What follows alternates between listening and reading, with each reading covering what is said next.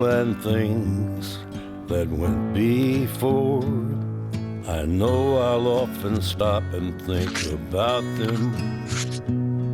In my life, I love you more.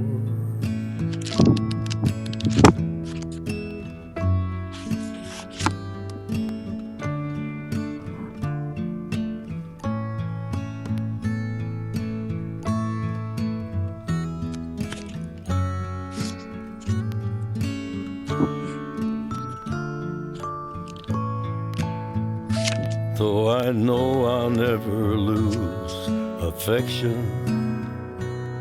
for people and things that went before.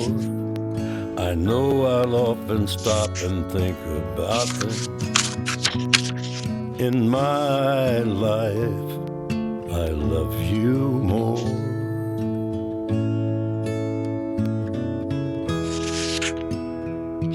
In my life, I love you more.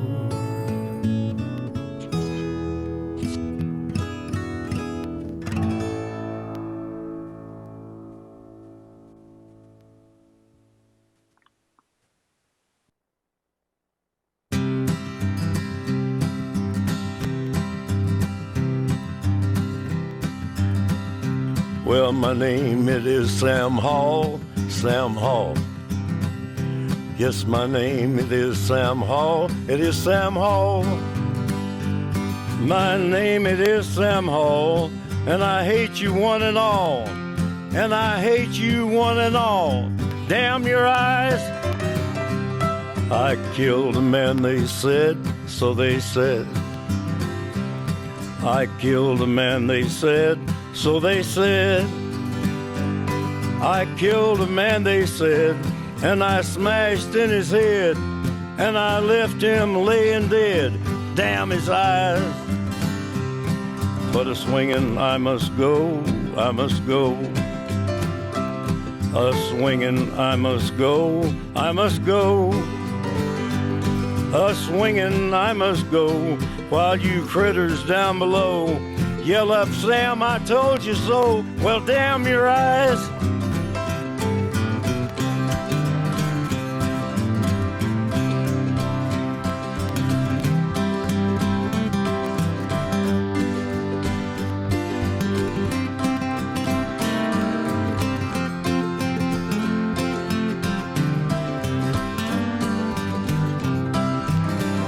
I saw Molly in the crowd, in the crowd.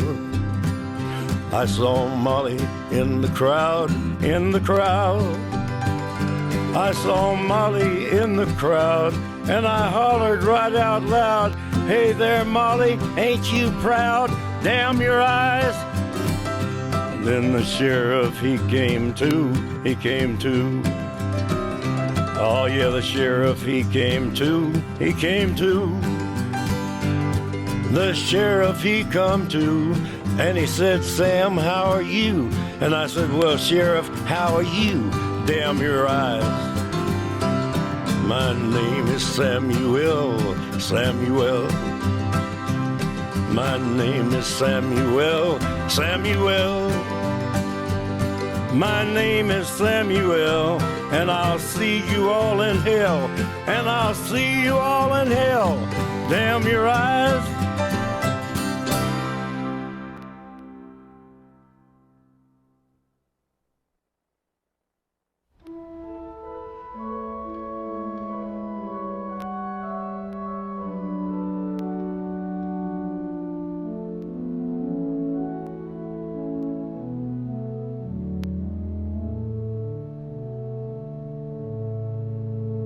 Oh, Danny boy, the pipes are calling. From glen to glen and down the mountainside. The summer's gone and all the roses fallen. It's you must go and I must bide. But come ye back when summer's in the meadow.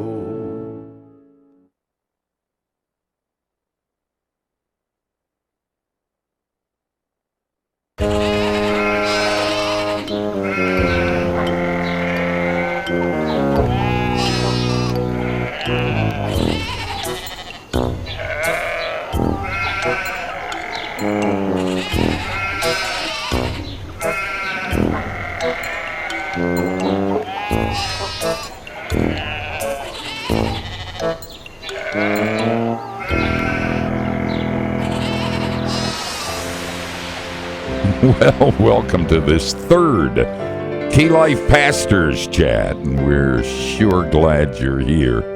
We're going to make a regular thing out of this, and our only desire is to create a soft place for you, a place where you can learn stuff that really will make a difference, and where you can listen to people who are real.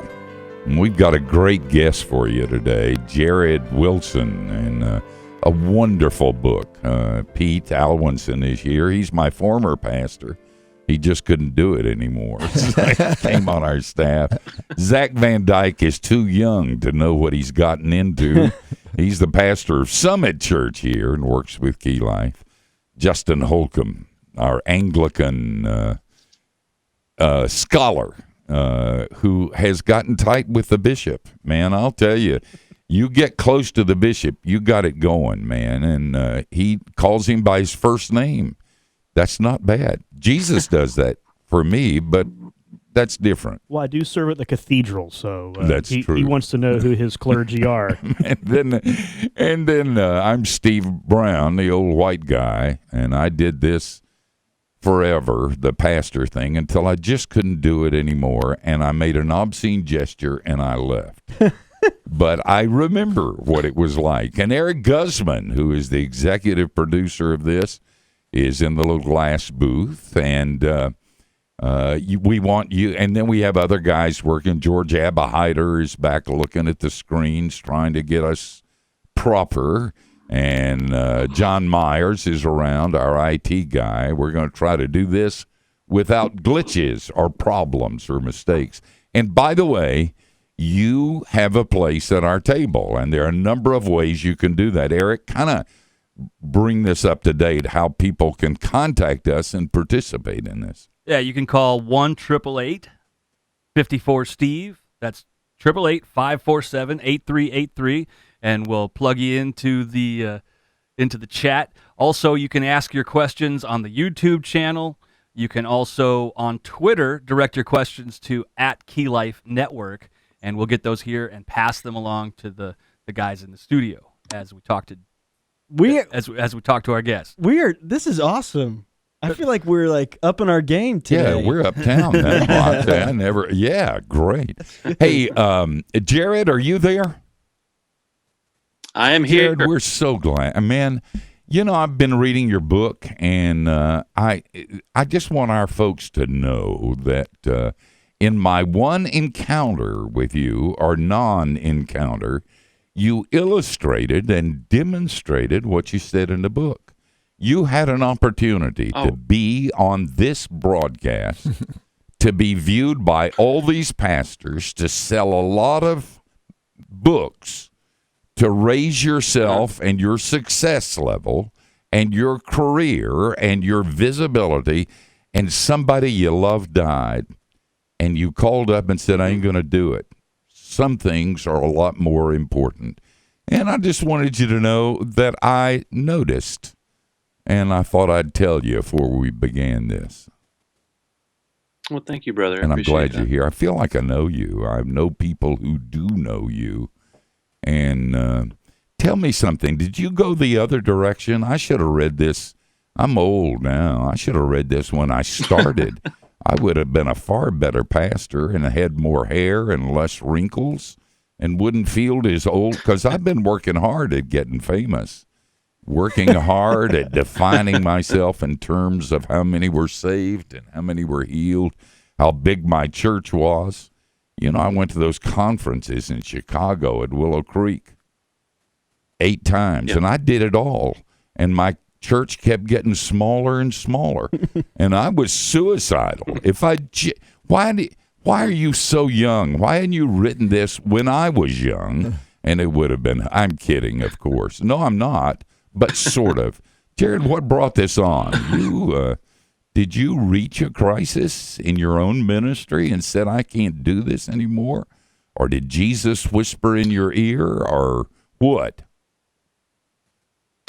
Well, it's largely the outworking of a crisis in my personal life. I started in vocational ministry this summer. I graduated from high school, so I've been in and out of various kinds of career ministry for a while, about 20 years or so.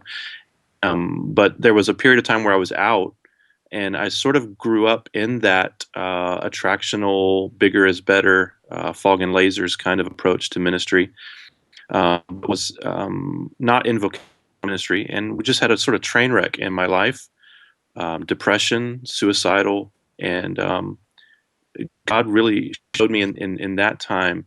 Kind of worked a gospel renaissance, I guess, in my life, and it's something that I've written about in previous books. And so this book is sort of, after I felt released back into ministry, it was sort of as if God was saying, you weren't qualified before, you didn't know where to find your fulfillment and validation and satisfaction. After he released me back in, this is now sort of the outworking of applying that centeredness on the finished work of Christ to the work of ministry. And I felt like I had to be laid low before I could be sent back into the trenches to start being tempted. These, I guess the opportunities to measure success by how big my church can be. And I came from a failed church plant to a rural church in Vermont. So I'm settled with smallness. And what's interesting is that God has opened up a lot more doors for me through some of these small contexts, actually. Do you trouble with a living sacrifice keeps crawling off the altar? You ever find yourself not believing what you wrote and being attracted to the things that would kill you again? Every day, pretty much. Well, listen, thanks for the interview, Jared. Man, you ain't going to be helpful. Do you? But you know the truth, and the truth really does set you free if you can keep speaking it to yourself or allowing Jesus to speak it to you. That's right. One of the most resonant prayers, I think, for me comes from the scriptures. We believe but unbelieve. And so there's this sort of, overarching, the through line for me is I know where my heart is connected, but it's, I wake up in law mode every day. I wake up in flesh mode every day.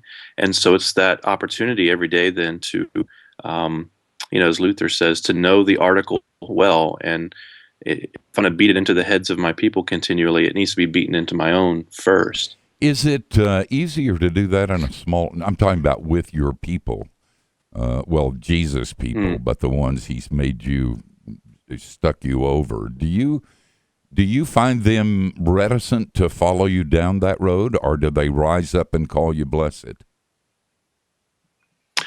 In general, I am supremely blessed here. One of the reasons we came was not out of I would have loved to have been able to have the testimony to say, I saw New England as a mission field. I saw Vermont was the least church in the nation, and that's why I came. But that really was sort of that came as part of the process. The appeal to us early on was falling in love with the people here. They have really blessed us tremendously. I feel like they're the catch. And it's part of why I feel committed to stay here for as long as God will have me. I'm certainly not looking to, use them as a means of going anywhere else. They really are sweet, gracious, a community. I grew up in the church. They're a community unlike I've ever been a part of. That's so good. We have over 5,000 pastors on our mailing list, and I read a lot of letters and talk to them and cry with them and pray with them all the time. And a lot of things that I hear is are so opposite from what you just said about your people. I hear, they just don't care. I try to teach them and disciple them, but they don't want to be discipled. My church is in horrible condition, and I don't know why God sent me here. They're not going to do any, etc. You've heard all that. Is that attitude on your part? I mean, I'm sure you got some turkeys in your congregation. I mean, I used to say from the pulpit, nothing I couldn't fix without a few funerals, and they used to laugh because they thought I was kidding. But I know you. It starts with you, doesn't it? You can say these things now because you don't have. I said them when I was doing it too. So yeah, I've always been cynical and mean, and in fact, I was meaner than any of the officers, so I survived. I don't think that was Jesus' way, but I did survive, and I'm still here. But going back, that's a common problem that I hear a lot. And I hear not only you saying things about people you love a lot, the people in your church, I also feel that you've been a guy who's been loved and couldn't have loved them unless you had been. That's right. What makes it more difficult is when it is people that you love, when there's, as you say, turkeys or what have you, and troubled people, sheep that bite, that, that kind of thing. It couldn't be a level of distance to where, it's always hurtful. I think pastors are pretty insecure people, and I'm certainly no different from that. It always hurts, but it hurts more when it's someone that you consider a friend. Yeah. You mentioned Willow Creek earlier, and it was 96 when I attended my one and only Willow Creek Church Leadership Conference. And, I have a different ministry paradigm than that, but there was a lot of things that were said there that I still remember. And one thing that Bill Hybels said was that the core you start with is not the core that you finish with. And, I'm not sure exactly how he meant it then, but it has stuck with me now, so that I'm trying to be less surprised when people that I feel like understand the vision, understand the gospel, are in the trenches with me, when all of a sudden they've done about face, or they're just not there when you need them. And that's the most difficult for me. I think I can handle it better when it's someone that I'm not close with. Oh man, I tell you, I took it personally when they died. So when they said, I'm not being taught, you're not faithful, you're not even challenging us, man, I was suicidal. Hey, let me give you some numbers, guys, or a number where you can join us on our phone lines. And there are a number of other ways you can do that. And then I want to go to Pete. He had something to say.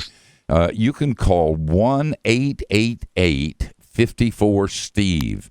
That's 1-888-547-8383.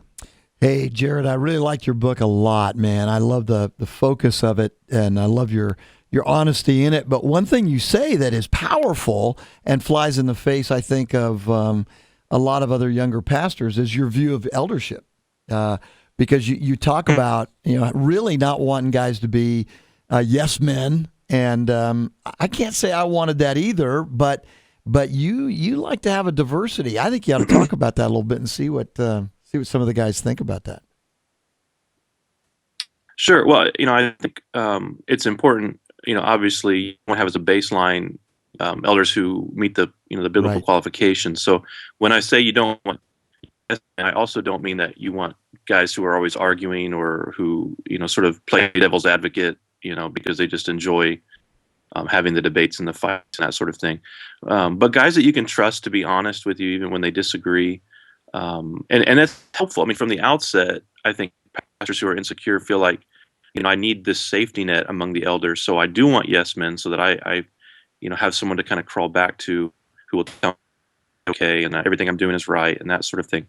But it's good to have from the beginning, before you even start putting vision out there, before you start, explaining what direction you might want to go in, have elders who, even if they don't necessarily disagree with you. They're willing to walk through potential disagreements with you to say, hey, you might hear this, you might. And so the guys have, we tend to think alike in a lot of ways, but I can trust them to say, Jared, you're not thinking about this potential thing. And then when they do disagree with me, I know that they're going to do so in a non-combative way, in a gentle, respectful way. And that's always great. I love honesty, but I especially love that comes from a place of love and respect. Someone who is for me. I think that's really key. Good stuff. Yeah. Justin. Jared, I'm going to go straight to the part that makes me cry, and I'll probably cry just reading these pages, okay? It's on page 112 He's a and weenie. 113. I don't know if you knew that, Jared. It's just hard to keep him. I'm sorry. No, it's It really not is true. Go ahead. You're crying I already. love to cry. Yeah, I was crying just reading it to myself. It's worth buying the book just for these pages. And you start off, you're ending part 1. Part 1 is about the pastor, and then part 2 you go into the 5 solas and you drive it home. But this is the very end of part 1, and I'm going to take a risk and read a little bit more than we normally would. What are you going to do on the last day when Jesus appears and you crawl your sorry self across the finish line of life?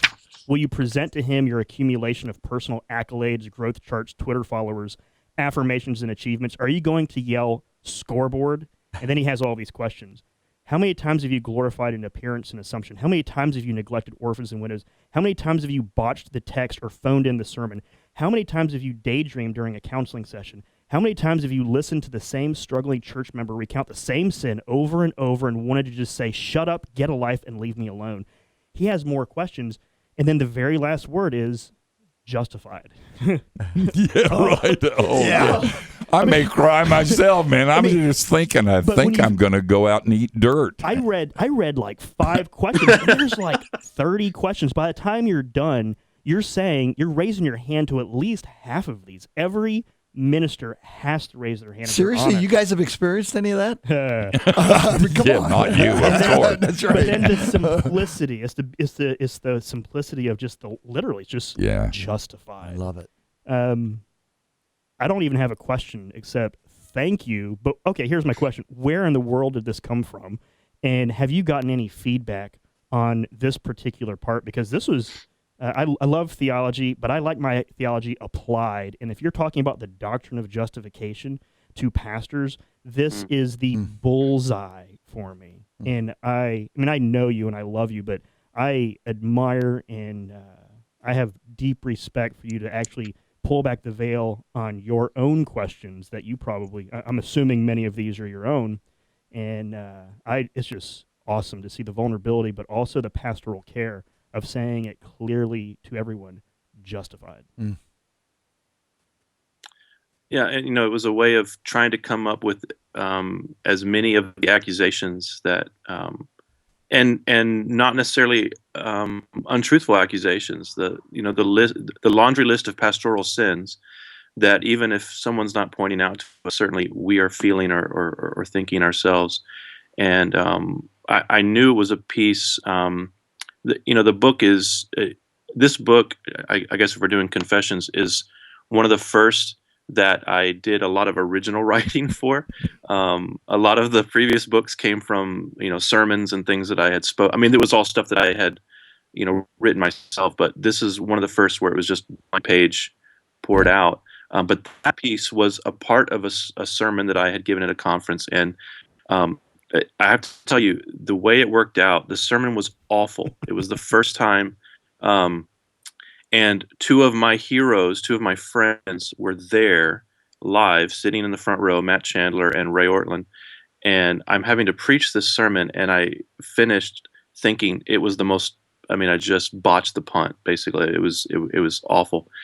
But I did that piece in it, and it was probably the best little piece in it. And Ray came up to me afterwards, and I was basically, giving the apology for how awful it was. And he, and it was the only time, I've interacted with Ray quite a bit. It was the first time I've ever seen him look angry.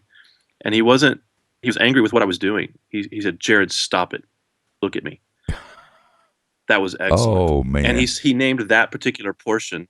In that portion, he said, was so powerful. And I thought, well, that's the piece that needs to be in a book for sure. Well, I'm glad you put it there. Let me follow up on Ray real quick, and it's not so much so people need to know who Ray is. If people know Ray Ortlund, then they know about his books, and he's a scholar and he's a pastor. But you've talked about him. You've dedicated the book to him. You've talked about him before. I know you guys. As a matter of fact, I know when you were doing the plant in Tennessee for Element, that you're connected to Ray, but instead of talking about Ray and all of his CV and resume, why did you dedicate the book to him, and how does he love you? Because you're writing a book to care for pastors, but I would love to hear, how have you been cared for by these guys in your life? So what are some things that Ray does that makes you feel cared for, listened to, loved, and why did you dedicate the book to him? Yeah. I don't know how to characterize what Ray does except to say he makes me want to be a better person without telling me I ought to be a better person. It's like a supernatural thing. The very first time I met him was over coffee, and I was immediately sort of put off by the eye contact that he does. He has this intensity, and because I never met him, it was really odd. It was like he was looking into my soul, kind of thing. So I'm looking all over the place, trying not to stare directly back at him. But what I think Ray has, and what my friend Mike has, I also dedicated it to Mike Ayers, who wrote the foreword to the book. What they both have is the ability to not just talk grace, but exude it. And with Ray, I always felt encouraged to be better, to be stronger, to work more, to work harder, all because he provided a non-shaming, non-judgmental, totally centered on the gospel way of being a friend. And so you can say anything to him, and he's going to respond the way Jesus would. He's the most Jesus-y man that I've ever met, probably is the best way to put it. Smells like Jesus. Yeah, I love that. Yeah. He does. He really does. So I just remembered we have copies of this book to give away. I can't believe I forgot. But the Pastor's Justification, we have 5 copies. If you call in 1-888-547-8383, random people will get the book. Also, you can direct your questions to us using @KeyLife Network on Twitter. And if you're watching there on YouTube, which is the only way you're watching, then you can leave a comment on YouTube, and we'll get that question too, and we'll select some people to get this book, The Pastor's Justification. All right. Zach? Hey, yeah, Jared. So nice to meet you. Loved the book, and I'm kind of young. I'm new to this whole pastor thing. I've been a youth pastor for several years, but just got the job as a teaching pastor at a fairly large church, and it's ridiculous, and I'm way in over my head. But one of the things that I loved about in this book is you address younger guys, and you address young pastors, and especially young guys who are at churches where they're not the one who is the main teaching voice. And you said at one point, you have so many of them coming up to you and saying, the gospel is just not that big of a deal at my church. But how do I keep functioning here? Like, what's my role? And so I thought that'd be great to kind of share with those listening, because I'm sure there are lots of guys who are like that, who are at churches where the guy in charge doesn't seem to have the same kind of passion for the gospel as they think they have. And so what kind of advice would you give to those guys? Well, I would begin by saying, if it is possible to be a respectful, gentle, witness or missionary for the gospel, it's okay to do that. But I think, generally speaking, if you're not the head cheese there, if you're not the guy who's responsible for setting the vision, you're not the guy responsible for setting the vision. And so part of being in submission there is to, if you can't agree, if you don't find yourself being able to work under a particular ministry paradigm or what have you, I think the best thing to do, because I've never seen it work out otherwise, I'm sure maybe it has, but the best thing to do is to begin finding ways to leave and find another ministry to go to in a non-divisive, non-argumentative way. I wish there were better. I wish stumping for the gospel, statistically worked out better. And certainly there's probably, as I said, exceptions. But at the same time, those who can't do that, I think one of the helpful thing to know is that there's still a lot to learn, even from guys that you don't feel like, maybe they're not reformed, maybe they're not what you would consider gospel-centered or what have you. But if they've been in ministry for a while, you can learn a lot from them. And so the best thing for some younger guys to do is probably just to shut up and to humble themselves. This is what Peter says in 1 Peter, to humble yourself, clothe yourselves, all of you, with humility, and to learn what you can. And I think that speaks a lot more, and you might gain actual more influence, more access. You might be trusted more if you can demonstrate that you can be quiet and be respectful and learn. Wise advice. Jared, when I was in seminary, a guy was working on his PhD in sociology at Harvard, paid seminary students to interview them.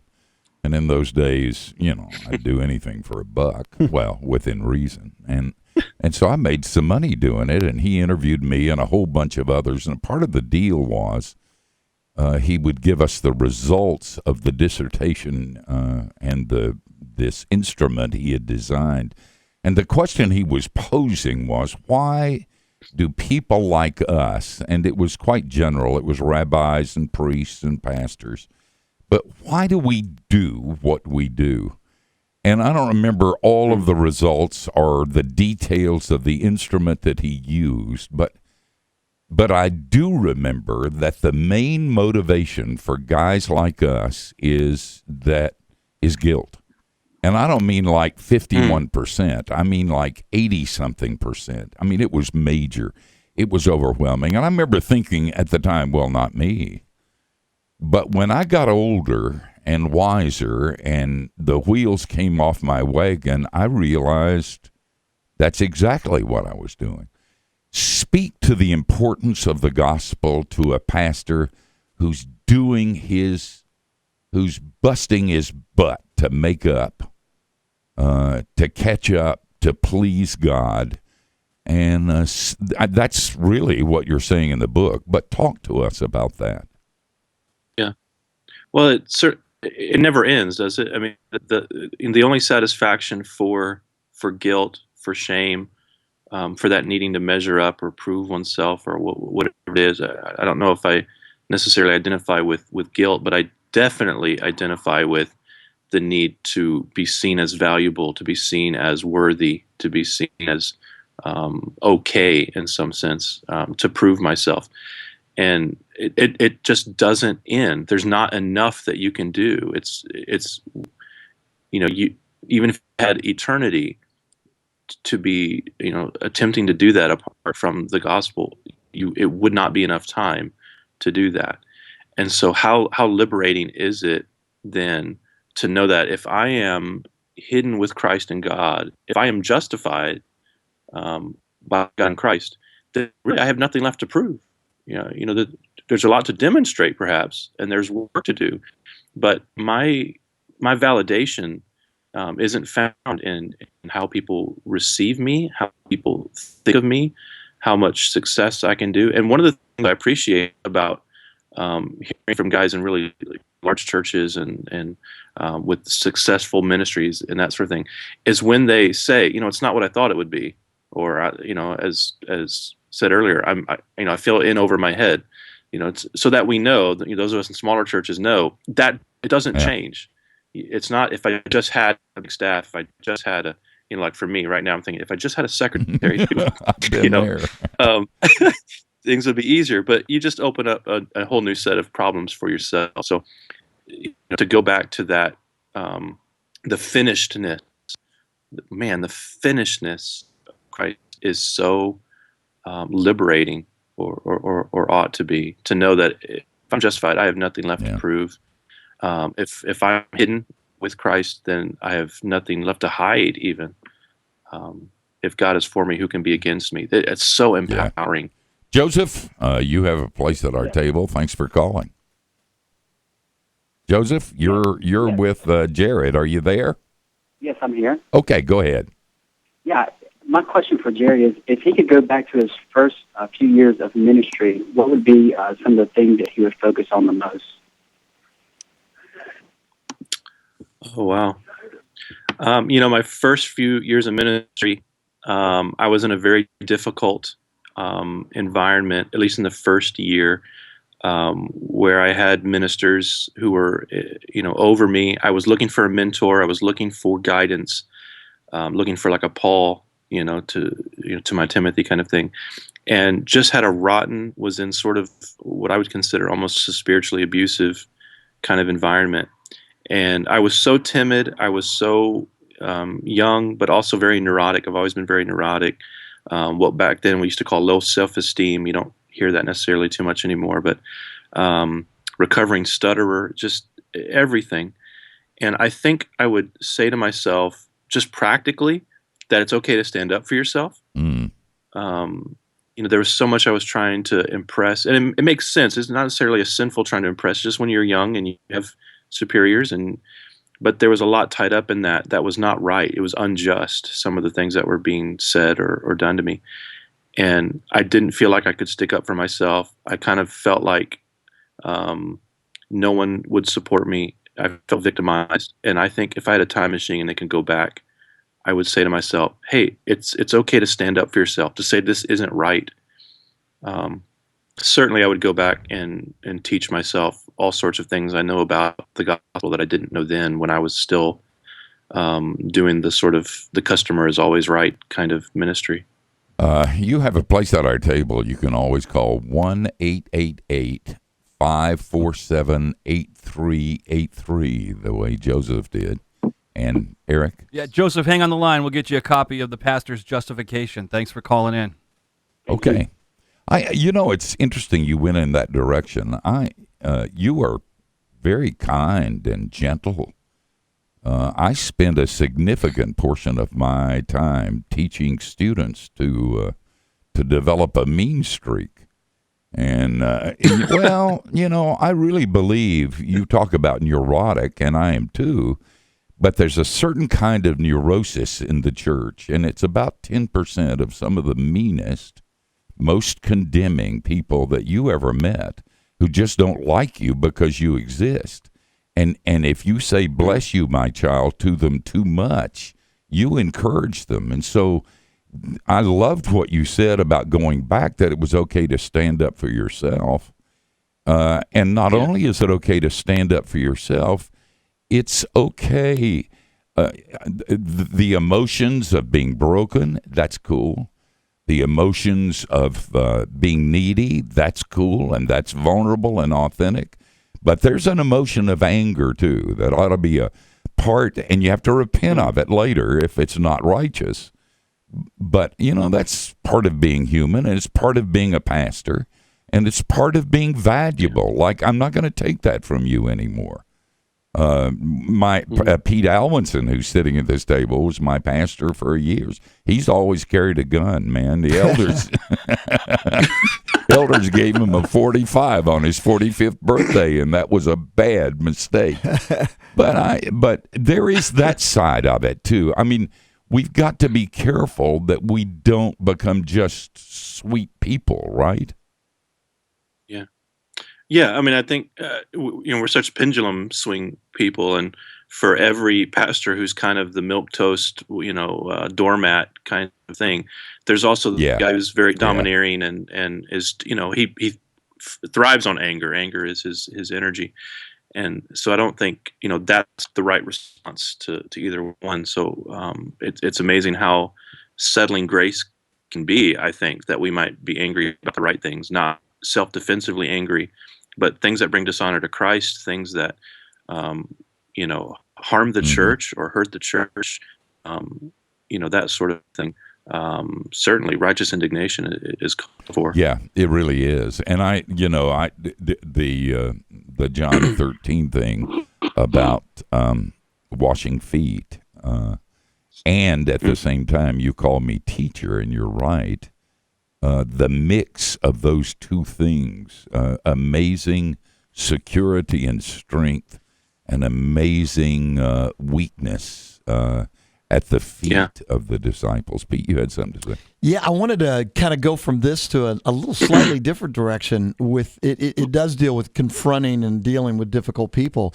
But you mentioned in your book how you really tried to not go down the road of politics and political issues and steer clear of those things.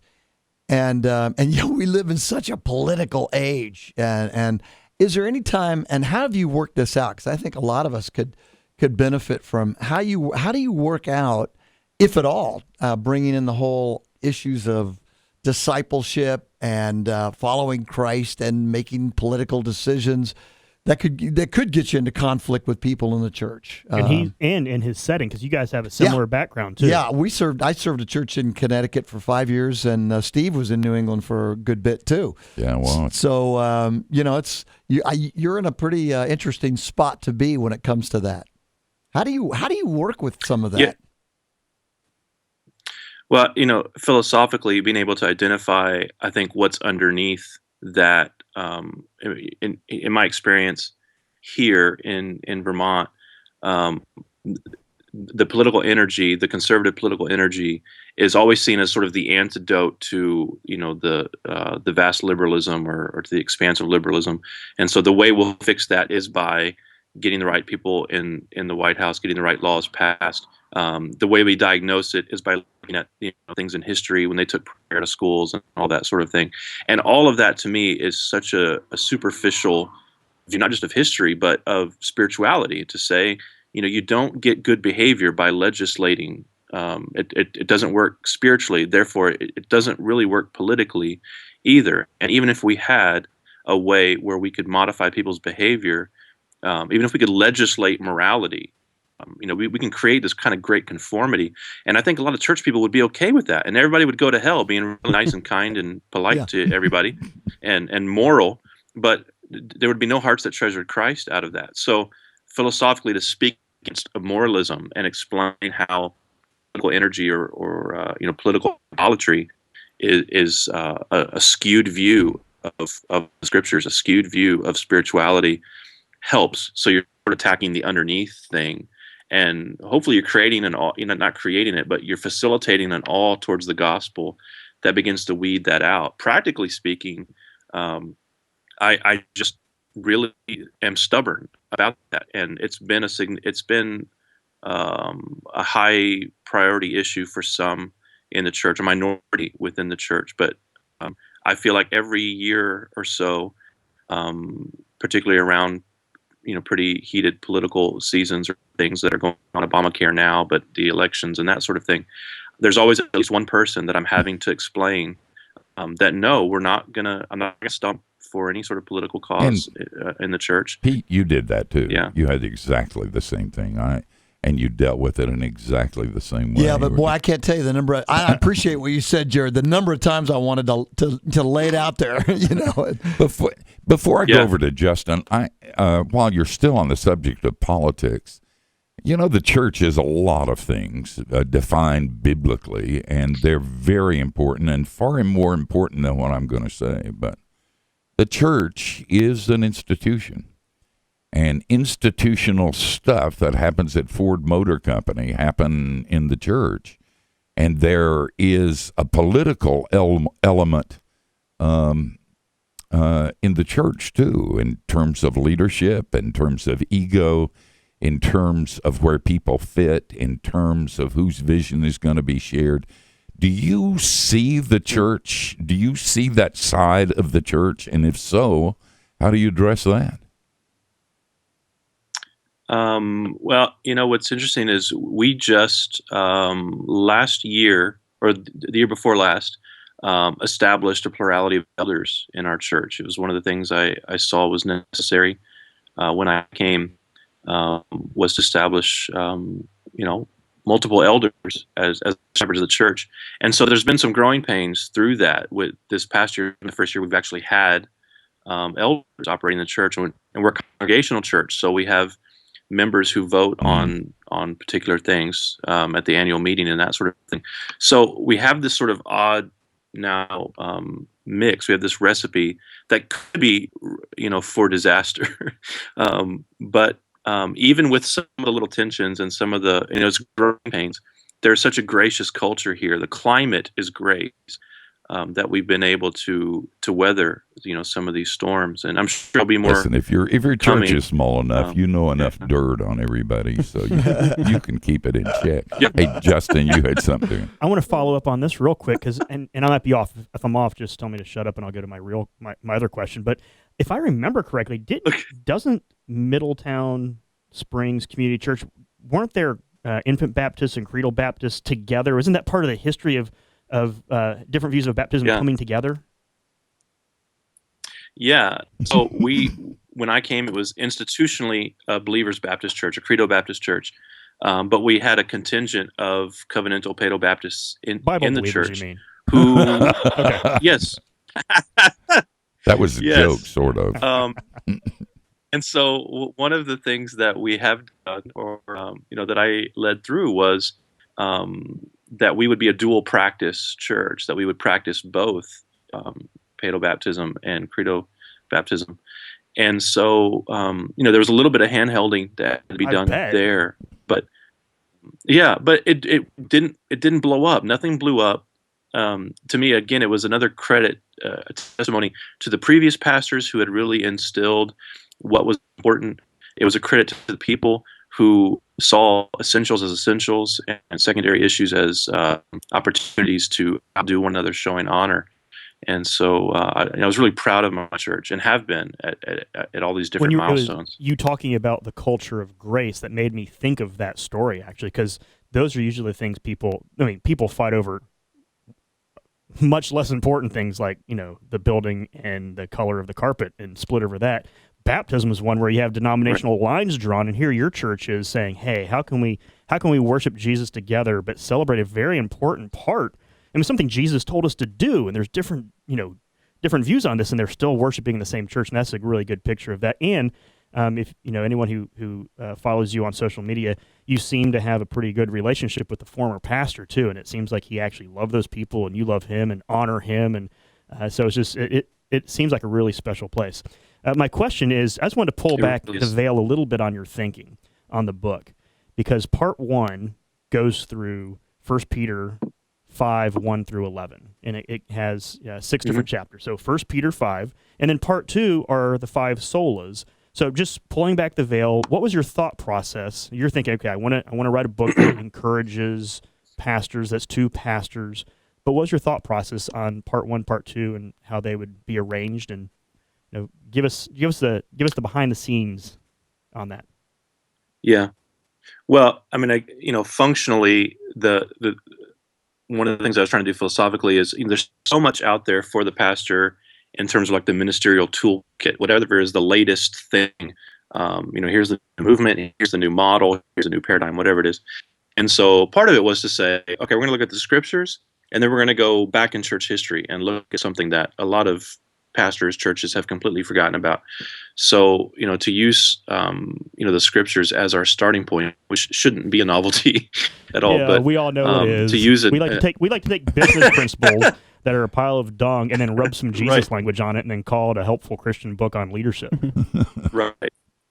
Yeah, and I talk about that in the book, the need for that sort of the leadership view of the ministerial technology is what I tend to call it.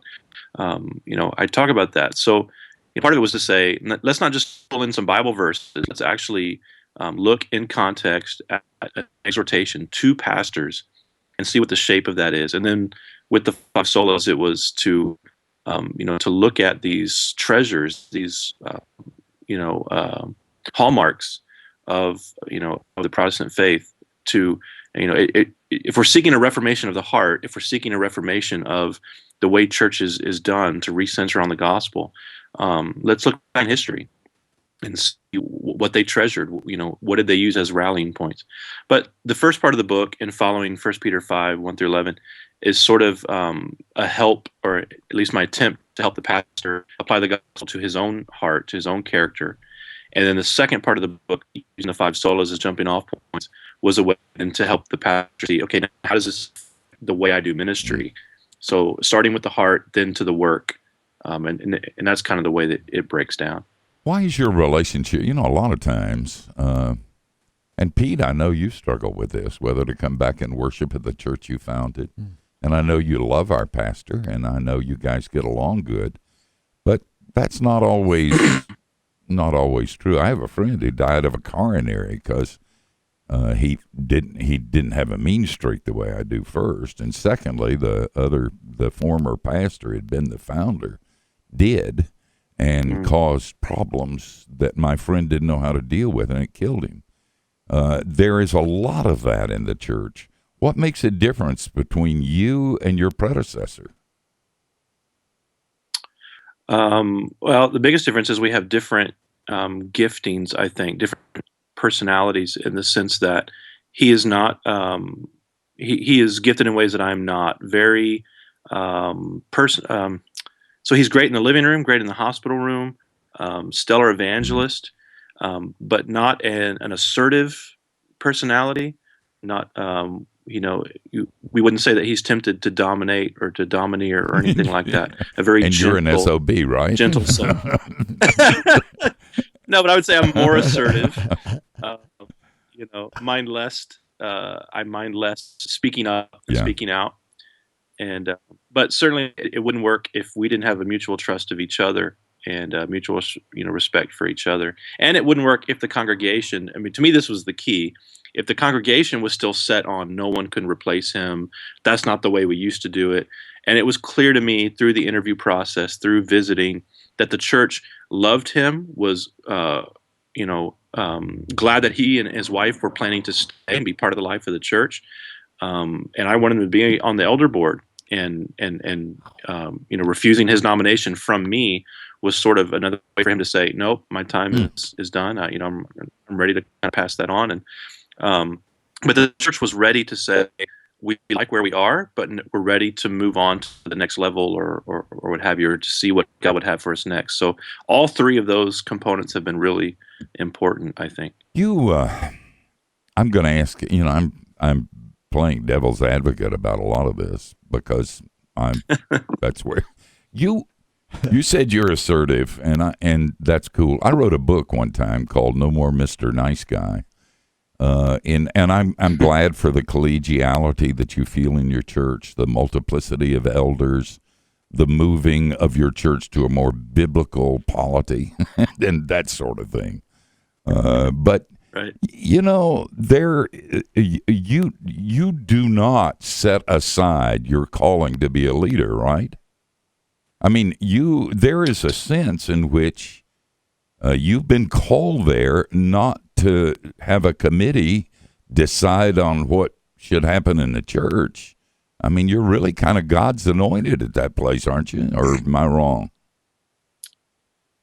Well, you're right, but it's a dangerous. To me, it's more helpful when other people are saying that for me, and and I don't have to. Yeah, right. If you have to say it, you did it wrong. But there is a sense. I mean, I sense in you a wonderful mix. The mix of kindness and mercy and listening, of having people around you who feel free to speak their mind. But I also sense in you that you're a real leader. After I wrote that book, I did some Spurgeon lectures at Denver Seminary, and the president, and I thought they were going to stone me, and he wanted to say something, and when he got up, he said, "Could I say something?" And I said, "Yeah." He said, "You listen to Steve. Because I don't know a single church that's making it, big or small, where somebody's not leading." And I think but I also see the other side that you talk about, Jared.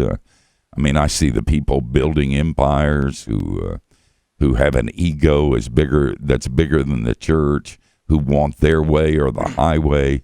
That does as much damage as the other. But don't forget about leadership too, that God called you to lead, and for God's sake lead. And I get the sense you do both, and I rise up and call you blessed. Thank you, sir. Yeah.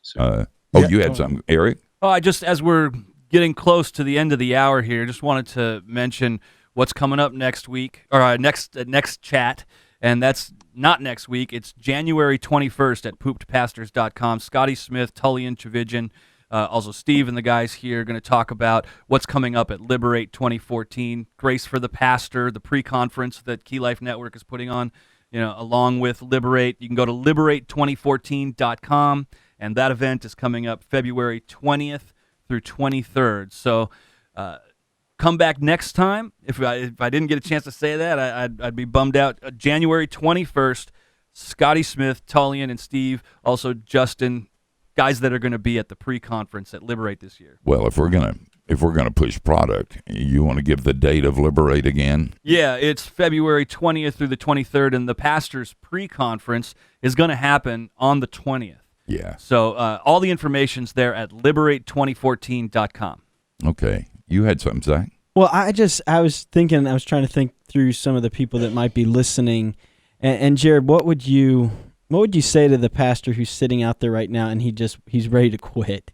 Like he's done, he's worn out, he doesn't feel like he's being effective at all. What would you say to that person who's listening? Because I'm guessing, this is from Poot Pastors, so I'm guessing there's some pastors who are sitting out there and just think like, I'm done, I can't do this anymore. Well, I think one thing that I would want to say is something that we don't hear often. So first, I'd say you want to find your validation, your sense of success and faithfulness. You want to find your validation in the gospel. But one thing that I have tried to remind myself often of is in moments like this, like that, I am tempted to think or to question my calling.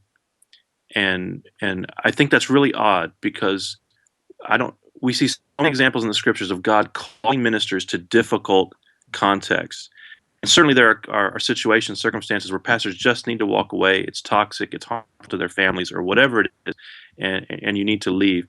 But it sounds somewhat provocative, I guess, but I would challenge more pastors to make a distinction between a difficult time, a trial, and not being called. The idea that God would only call us to comfortable, always successful, easy ministry is just foreign to the Bible. And so some pastors, I think, might find actual power, confidence, freedom in coming from the perspective of saying, I am God's man for this time, for this season. For some reason, he has chosen me to be the leader in this moment.